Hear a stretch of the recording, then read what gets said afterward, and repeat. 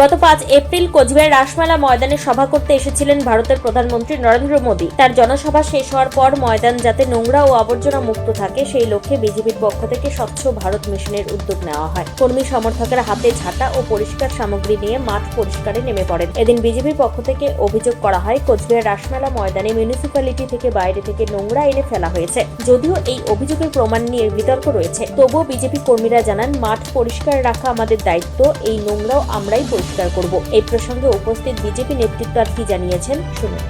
ভারতের যশস্বী প্রধানমন্ত্রী, পৃথিবীর জনপ্রিয় নেতা নরেন্দ্র মোদীজি এসেছিলেন, সভা করে গেছেন। স্বাভাবিকভাবেই একটা সভা হওয়ার পরে সেখানে বেশ কিছু নোংরা প্লাস্টিকের জিনিসপত্র থাকে, সেগুলো তো পরিষ্কার করতে হবে। কারা পরিষ্কার করবে? সেগুলো ভারতীয় জনতা পার্টির যারা কার্যকর্তা আছে, আমরা সেগুলো আজকে পরিষ্কারের সিদ্ধান্ত নিয়েছি এবং সেই মোতাবেক আমরা পরিষ্কার করছি। এবং এই রাসমেলা মাঠে যেন কোনো নোংরা না থাকে সেই চিন্তাভাবনা আমরা নিয়েছি। কিন্তু আমরা দেখতে পেলাম কি, গতকাল এবং আজকে সকালবেলায় এখানে মিউনিসিপ্যালিটি থেকে বেশ কিছু নোংরা এনে ডাম্প করে দিয়েছে হঠাৎ করে।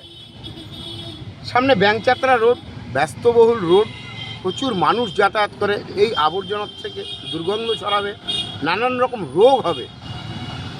এটা করার কারণ হচ্ছে ভারতীয় জনতা পার্টিকে জনসমক্ষে একটা হেয় প্রতিপন্ন করার চেষ্টা। প্রসঙ্গত এই উদ্যোগের মাধ্যমে বিজেপি স্থানীয় জনসাধারণের মধ্যে পরিচ্ছন্নতার বার্তা পৌঁছে দেওয়ার পাশাপাশি রাজনৈতিকভাবে বার্তা দেওয়ারও চেষ্টা করেছে বলে অভিমত স্থানীয় রাজনৈতিক মহলের। কোচবিহার থেকে নিজস্ব প্রতিনিধির রিপোর্ট, টাইমস 14 বাংলা। আরো নিত্য নতুন ভিডিও পেতে এবং তথ্য জানতে আমাদের ফেসবুক পেজকে লাইক ও ফলো করে রাখুন। সেই সঙ্গে টাইমস 14 বাংলার ইউটিউব চ্যানেলকে সাবস্ক্রাইব করতে ভুলবেন না। মুখের উজ্জ্বলতা হারিয়ে গেছে, স্পট পড়ে গেছে, ব্রণ ভর্তি, তাই আর দেরি না করে আজই আসুন রায়গঞ্জের চণ্ডীতলায় হেলথ প্লাস মাল্টি স্পেশালিটি ক্লিনিকে এবং এখানে পান অভিজ্ঞ ডাক্তার দ্বারা ফ্রি স্কিন টেস্ট। আরো বিস্তারিত জানতে যোগাযোগ করুন 96748956169 এই নম্বরে।